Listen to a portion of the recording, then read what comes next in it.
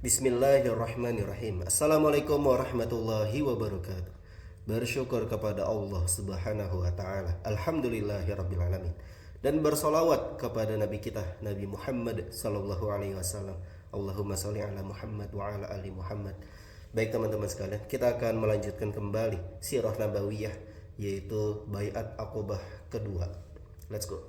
Bismillahirrahmanirrahim. Baiat Aqobah kedua atau Baiat Kubro. Baiat itu adalah janji setia, Aqobah itu adalah suatu kawasan ya di kota Mekah.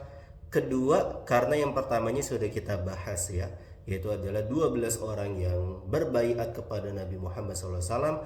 Lalu kemudian bersama dengan sahabat Nabi Muhammad SAW yaitu Mus'ab bin Umair, mereka pergi berdakwah menyebarkan agama Islam ke Madinah. Hasilnya adalah ini dia, Baiat Aqobah kedua gitu ya. Jadi setahun, dari tahun 12 lalu kemudian ke tahun 13. Sedikit review bahwa tahun ke-11 itu 6 orang dari Yathrib Madinah masuk Islam. Lalu kemudian tahun berikutnya, tahun ke-12, Baiat Aqobah pertama 12 orang. Lalu kemudian Baiat Aqobah kedua.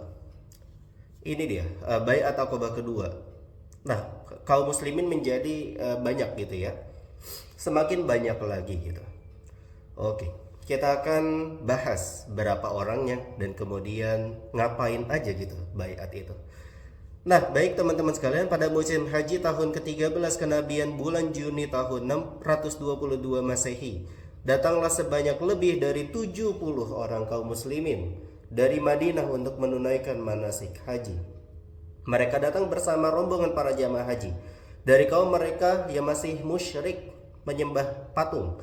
Kaum muslimin tersebut saling bertanya di antara mereka saat mereka masih berada di Yathrib atau sedang dalam perjalanan, hingga kapan mereka harus membiarkan Rasulullah SAW berkeliling dan diusir di lereng-lereng bukit dalam keadaan ketakutan. Luar biasa ya orang-orang ini, orang-orang muslimin Madinah yang kemudian khawatir dengan kondisi Nabi Muhammad SAW yang dimusuhi di Mekah gitu ya. Nah, setibanya di Mekah terjadilah kontak rahasia antara mereka dan Rasulullah SAW yang menghasilkan kesepakatan di antara kedua belah pihak untuk berkumpul pada pertengahan hari-hari tasyrik, pertengahan malam maksudnya ya, di celah sisi Aqobah, tempat di mana terdapat Al-Jumrah Al-Ula di Mina. Pertemuan tersebut dilaksanakan dengan sangat rahasia di tengah kegelapan malam. Nah, mari kita dengarkan kisah dari Ka'ab bin Malik Al-Ansari radhiyallahu anhu. Dia bertutur, "Kami berangkat untuk melaksanakan manasik haji dan sebelumnya telah berjanji untuk bertemu dengan Rasulullah SAW di Aqobah. Pada pertengahan hari-hari tasyrik, kami dijanjikan bertemu pada malam harinya. Sementara itu hadir bersama kami Abdullah bin Amr bin Haram, salah seorang pemimpin dan orang terpandang di kalangan kami. Kami mengajaknya bersama kami." Gitu. Maksudnya mengajak untuk masuk Islam dan kemudian berbaiat kepada Nabi. Nah, sementara itu ketika diajak, dia itu masih musyrik gitu ya. Kami berbicara kepadanya dan berkata, "Wahai Abu Jabir, sesungguhnya engkau ini adalah salah seorang pemimpin kami dan orang terpandang di antara kami. Kami tidak suka dengan keadaanmu saat ini yang akan menyebabkanmu menjadi kayu bakar api neraka kelak." Kemudian kami mengajaknya untuk memeluk Islam dan memberitahukannya perihal janji kami untuk bertemu dengan Rasulullah SAW di Aqobah. Lalu dia masuk Islam dan menghadiri Baiat Aqobah. Terpilih juga sebagai seorang pemimpin gitu ya. Ini berarti orangnya yaitu Abu Jabir ya, ataupun Abdullah bin Amr bin Haram. Ini pasti memang selama hidupnya itu walaupun dia musyrikin tapi akhlaknya mungkin bagus gitu ya. Jadinya diajak masuk Islam dan dia alhamdulillahnya mau gitu. Lalu kemudian kami melanjutkan, "Kami tidur pada malam itu bersama kaum kami di perkemahan kami hingga ketika sudah mencapai seperti malam, kami meninggalkan perkemahan menuju tempat perjanjian dengan Rasulullah SAW dengan sembunyi-sembunyi mengendap-endap bagaikan burung padang pasir. Akhirnya kami berkumpul di celah dekat Aqobah. Jumlah kami 73 orang laki-laki dan 2 orang perempuan, yaitu Nasibah binti Ka'ab, Ummu Amr dari kabilah Bani Mazim bin An-Najjar dan Asma binti Amr Ummu Mani dari Bani Salamah Kami berkumpul di celah itu, menunggu kedatangan Rasulullah SAW. Hingga akhirnya beliau datang bersama pamannya, Al-Abbas bin Abdul Muttalib, yang ketika itu masih memeluk agama kaumnya, akan tetapi ingin menghadiri urusan keponakannya dan meyakinkan kondisinya. Dalam pertemuan itu, dialah orang yang pertama yang berbicara. Al-Abbas ini ya, nantinya dia akan masuk Islam pada penaklukan kota Mekah. Nah, tapi saat itu, yaitu tahun ke-13 kenabian ya. Iya benar, tahun ke-13 kenabian itu dia masih ini ya, belum berislam gitu. Tapi mendukung sebagai paman gitu ya. Penjelasan Al-Abbas dampak serius darinya. Karena ini Al-Abbas ini sangat mencintai Nabi Muhammad SAW gitu. Nah, bagaimana pidatonya Al-Abbas kita akan dengarkan teman-teman sekalian. Wahai kaum Khazraj. Nah, orang-orang Arab menamakan kaum Ansor sebagai Khazraj. Walaupun sebenarnya di Ansor sendiri atau di penduduk Madinah, asli Madinah itu ada dua suku besar, yaitu Aus dan juga Khazraj. Tapi kemudian orang-orang Arab menggeneralisir gitu ya, memanggilnya sebagai Khazraj walaupun itu dari orang Aus gitu. Oke, sesungguhnya Muhammad bagian dari kami sebagaimana yang kalian ketahui. Ini Al-Abbas ya pidatonya ya. Dan sungguh kami telah melindunginya dari ancaman kaum kami yang satu pandangan dengan kami. Dia sangat terhormat di tengah kaumnya, terlindungi di negerinya.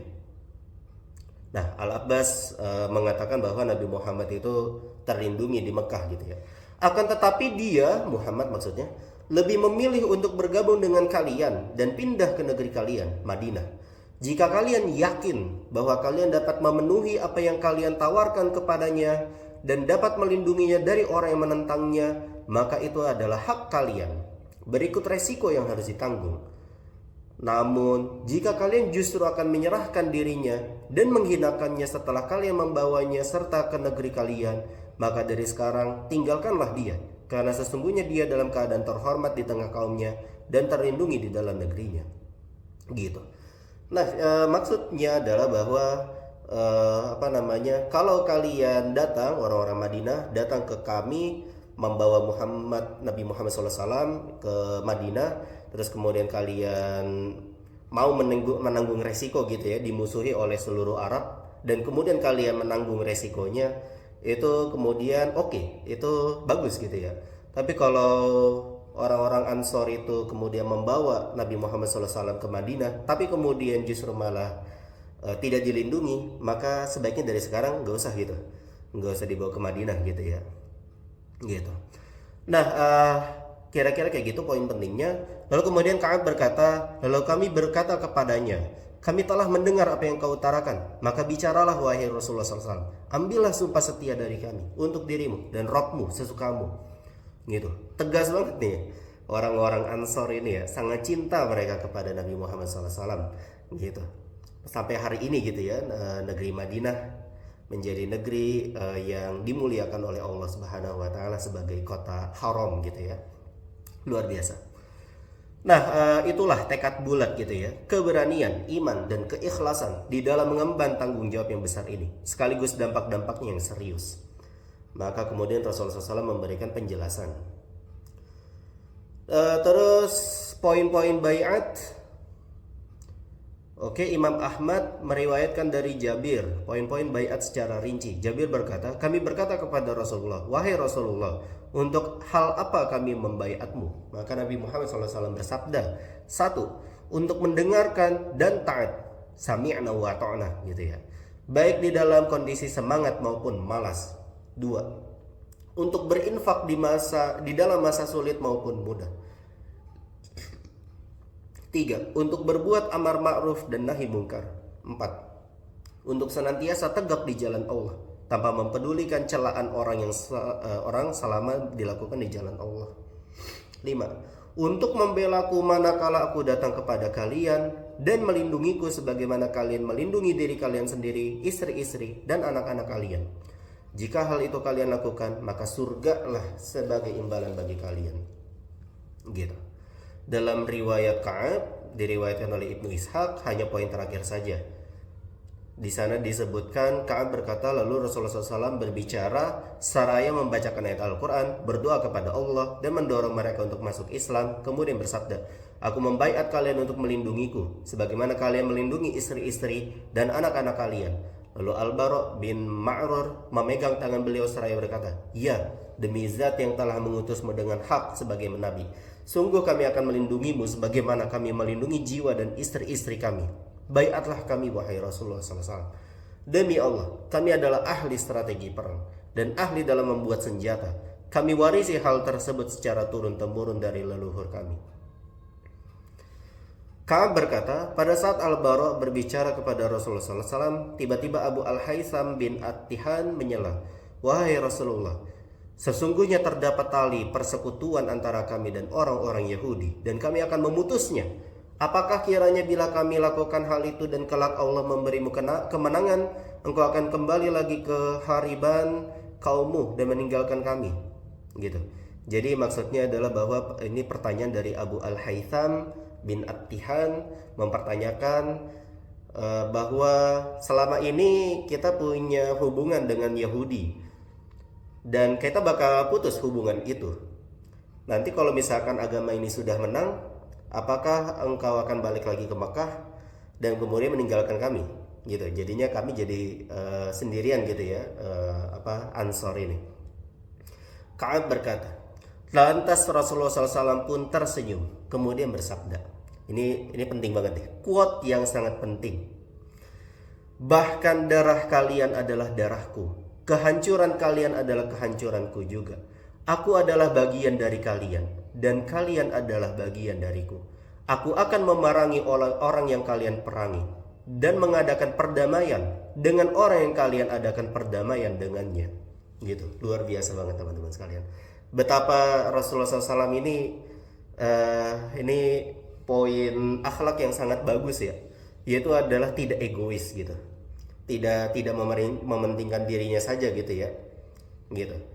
Dan memang ini terbukti bahwa Rasulullah SAW setelah menaklukkan Makkah, maka Rasulullah SAW itu pulang lagi ke Madinah gitu ya, gitu. Dan kemudian Nabi Muhammad wafat di sana juga gitu, di Madinah.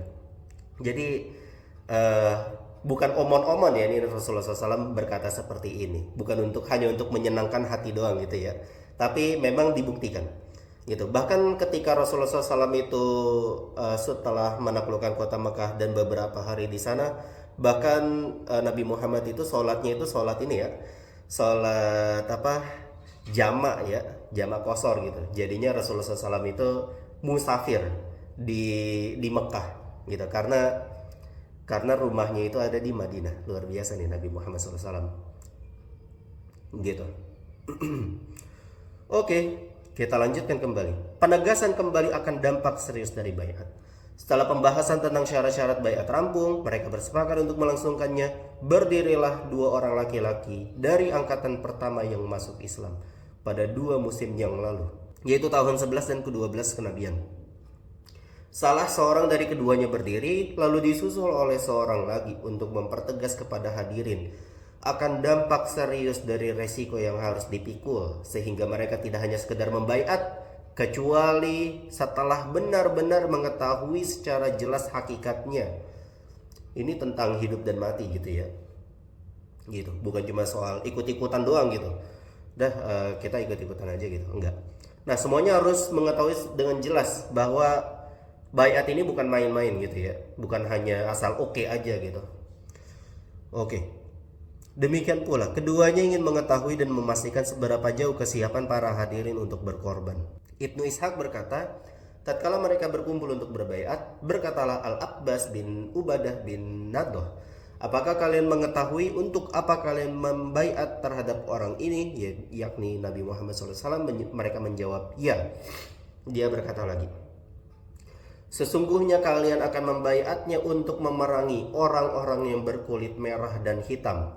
Jika kalian nantinya melihat bahwa setelah harta kalian musnah karena tertimpa musibah dan para pemuka kalian dibunuh, kalian akan menyerahkannya, maka demi Allah dari sekarang urungkanlah niat kalian. Bila kalian melakukannya, maka hal itu akan menjadi kehinaan bagi kalian di dunia dan akhirat. Gitu. Jadi kalau setelah harta-harta kalian nantinya musnah gitu, kalah gitu, dan kemudian kalian menyerahkan Nabi Muhammad kepada musuh, maka itu kehinaan gitu. Dan jika kalian nantinya melihat akan mampu menepati janji seperti apa yang kalian tawarkan kepadanya, sekalipun harta-harta musnah dan para pemuka kalian terbunuh, maka ambillah dia, sebab demi Allah hal itu adalah baik buat kalian di dunia dan akhirat gitu. Mereka berkata, kalau begitu kami akan mengambilnya sekalipun dengan resiko harta kami musnah dan para pemuka kami terbunuh karenanya. Wahai Rasulullah, apa imbalan bagi kami dalam hal itu bila mana kami menepatinya? Nabi Muhammad menjawab, surga. Lalu mereka berkata, bentangkanlah telapak tanganmu. Kemudian beliau membentangkan telapak tangannya dan mereka pun membaiat.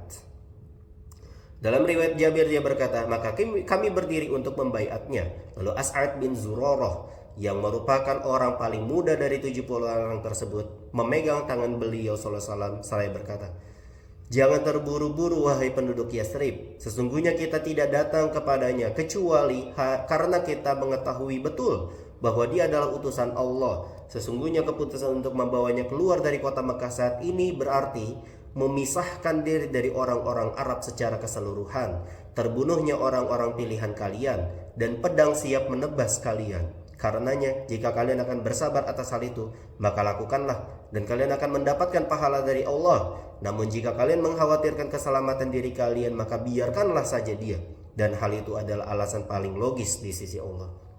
Gitu. Ini menjadi pelajaran juga bahwa dengan kita berislam itu bukan berarti hidup kita itu fine gitu, tenang gitu.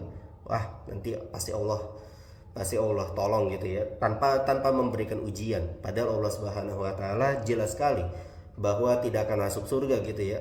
Pada kecuali Allah Subhanahu wa taala pasti memberikan ujian-ujian dulu gitu. Dunia inilah ujian gitu. Nah, berislam itu bukan berarti tidak keluar dari masalah gitu ya. Pasti banyak masalahnya teman-teman sekalian. Nah, karena memang imbalannya itu adalah surga. Oke, tetaplah istiqomah gitu ya. Akad baiat. Setelah penetapan poin-poin baiat dan setelah adanya penegasan dan kepastian, maka dimulailah akad baiat dengan cara saling bersalam-salaman. Setelah mengisahkan ucapan As'ad bin Zurarah tersebut, Jabir berkata, lalu mereka berkata, wahai As'ad, singkirkan tanganmu dari kami demi Allah. Kami tidak akan meninggalkan baiat ini dan tidak pula membatalkannya. Ketika itu barulah As'ad menyadari betapa besarnya kesiapan orang-orang Ansor tersebut untuk berkorban di jalan ini. Dan dia pun memastikan hal itu sebagai seorang dai besar bersama Mus'ab bin Umair, di mana dia merupakan orang yang lebih dahulu mengkukuhkan baiat ini. Ibnu Ishaq berkata, Bani An-Najjar mengklaim bahwa Abu Umamah As'ad bin Zurarah adalah orang pertama yang menjabat tangan Nabi SAW. Oke, itu sedikit perbedaan pendapat ya.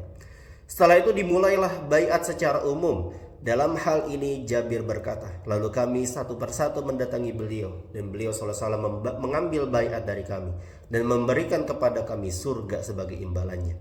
Sedangkan baiat yang dilakukan oleh dua orang wanita yang menyaksikan kejadian itu adalah berupa ucapan saja, sebab Rasulullah SAW tidak pernah sama sekali menjabat tangan wanita yang bukan mahramnya. Nah, ini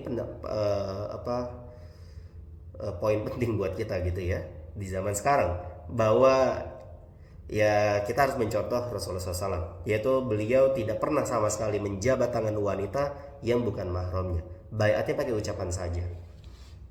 12 orang pemimpin pilihan gitu.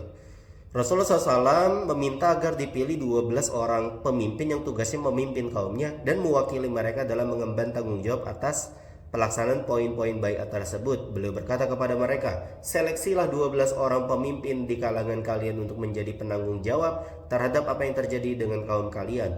Seketika itu juga pemilihan mereka laksanakan dan dihasilkan masing-masing 9 orang dari suku Khazraj, 3 dari suku Aus. Nama-nama mereka adalah ini: 1 dari suku Khazraj, As'ad bin Zurarah bin Adas; 2 Sa'ad bin Ar-Rabi bin Amr; Abdullah bin Rawahah bin Sa'labah; 4 Rafi' bin Malik bin Al-Ajlan; 5 Al-Bara' bin Ma'rur bin Sakhar; 6 Abdullah bin Amr bin Haram; 7 Ubadah bin As-Samit bin Qais; 8 Sa'ad bin Ubadah bin Dulaim; 9 Al-Munzir bin Amr bin Khunais; Lalu kemudian 3 orang dari suku Aus, yaitu Usaid bin Hudair bin Samak, 2 Sa'ad bin Khaisama bin Al-Harith, 3 Rifa'ah bin Abdul Munzir bin Zubair. Setelah pemilihan mereka selesai, Nabi SAW mengambil janji lain terhadap mereka ini sebagai para pemimpin pilihan yang diserahi tanggung jawab. Beliau berkata kepada mereka, kalian bertanggung jawab atas kaum kalian sebagaimana pertanggungjawaban kaum Hawariyin terhadap Isa bin Maryam alaihi salam.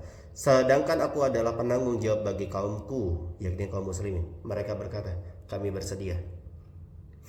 Setan menyingkap perihal perjanjian.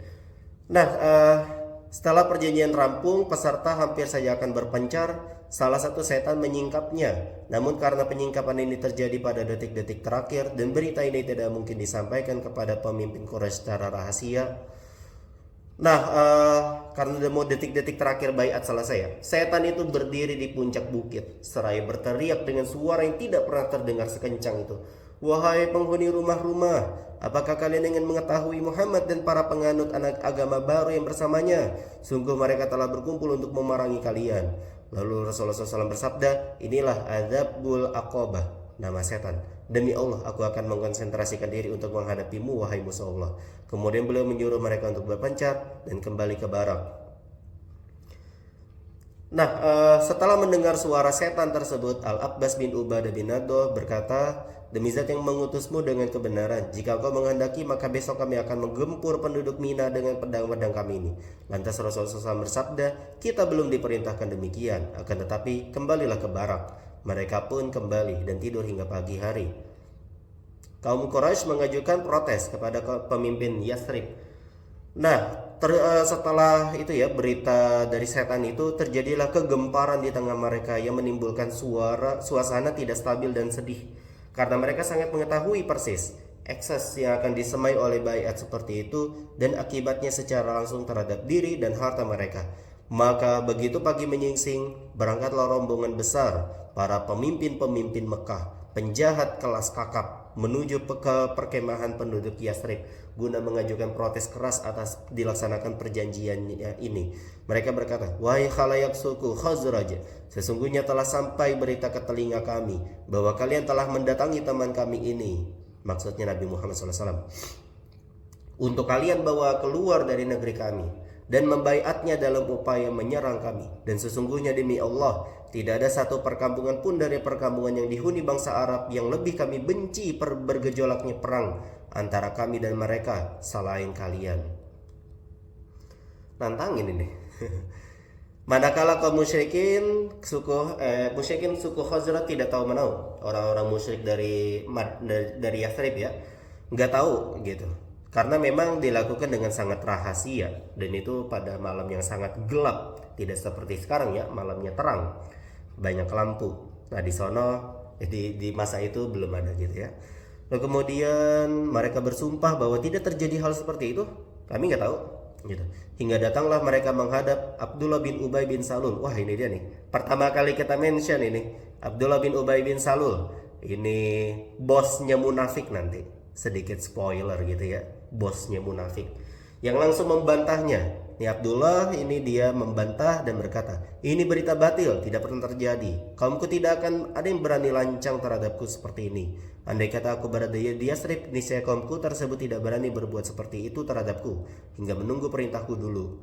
Sementara kaum muslimin di kalangan mereka saling pandang dan tutup mulut, tidak berbicara apapun gitu. Maka kemudian orang-orang pemimpin Quraisy itu pulang dengan tangan hampa gitu.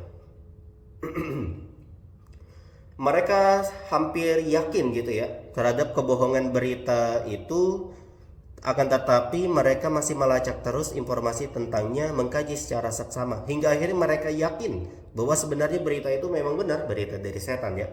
Pembaiatan itu benar-benar telah terjadi. Berita tersebut diketahui setelah para jamaah haji pulang ke negeri mereka masing-masing. Pasukan berkuda kaum Quraisy bergegas mengejar orang-orang Yathrib.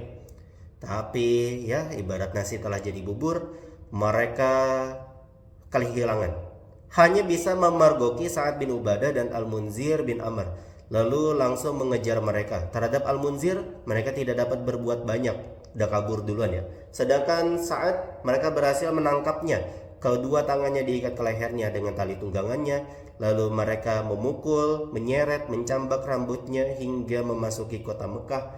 Tak berapa lama datanglah Al-Mut'im bin Adi. Wah, ini hero banget nih, walaupun dia musyrikin ya, Al-Mut'im bin Adi. Dia banyak menolong orang-orang muslim juga nih, termasuk menolong Nabi Muhammad SAW ya ketika pulang dari kota Taif ya, luar biasa. Dan Al Harith bin Harb bin Umayyah kemudian membebaskannya, itu membebaskan Sa'ad ya dari tangan mereka. Hal ini dapat terjadi kenapa Al-Mut'im membantu Sa'ad? Karena Sa'ad pernah memberikannya perlindungan kepada kafilah dua orang tersebut ketika lewat di Madinah. Nah, luar biasa gitu ya, rasa apa namanya membela gitu. Nah, rasa berterima kasih juga ya. Karena saat waktu itu lagi diseret gitu ya ke kota Mekah, kaum Ansor kehilangan gitu. Mana ini Sa'ad? Lalu kemudian mereka berunding untuk kembali menjemputnya, tapi tiba-tiba Sa'ad udah muncul, hadir gitu ya. Nah, itu sehingga akhirnya mereka meneruskan perjalanan hingga sampai ke Madinah. Nah, teman-teman, itulah Baiat Aqobah yang kedua, atau lebih dikenal dengan Baiat Aqobah Kubro. Kubro itu besar ya. Berlangsung dalam suasana yang diliputi rasa cinta, loyalitas, solidaritas antar sesama kaum mukminin yang terpencar-pencar, saling percaya, keberanian dan kepahlawanan di dalam menempuh jalan ini. Seorang mukmin dari kalangan penduduk Yathrib amat empati terhadap saudaranya yang tertindas di Mekah, fanatik terhadapnya, murka terhadap orang yang menzoliminya. Seluruh persendian tubuhnya diliputi perasaan kasih terhadap saudaranya tersebut yang dia cintai dari kejauhan, semata-mata karena Allah. Perasaan dan emosi seperti ini bukan muncul hanya sesaat yang sewaktu-waktu bisa saja redup gitu. Bukan kemudian semangat di awal, tapi kemudian di pertengahan jalan hilang tanpa jejak gitu ya, mundur tanpa berita. Akan tetapi perasaan dan emosi itu bersumber dari keimanan kepada Allah, Rasul dan kitabnya.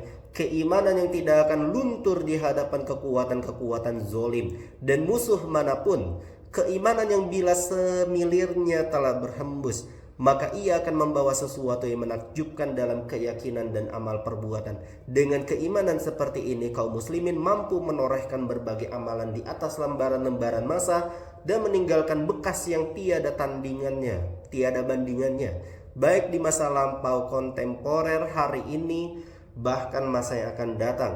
Kota Madinah gitu ya, kota hijrahnya Nabi, sangat terkenal gitu ya teman-teman sekalian, menjadi salah satu kota haram gitu, Al-Haramain Asy-Syarifain, kota Mekah dan juga kota Madinah. Nah, luar biasa teman-teman sekalian, itu dia Baiat Aqobah kedua. Semoga kita dapat bisa memetik pelajaran penting darinya ya. Oke, kita bisa cukupkan ngaji kita pada hari ini dengan membaca hamdalah dan doa kafaratul majelis. Alhamdulillahirabbil alamin subhanakallahumma wa bihamdika asyhadu an la ilaha illa anta astaghfiruka wa atubu ilaik. Wassalamualaikum warahmatullahi wabarakatuh.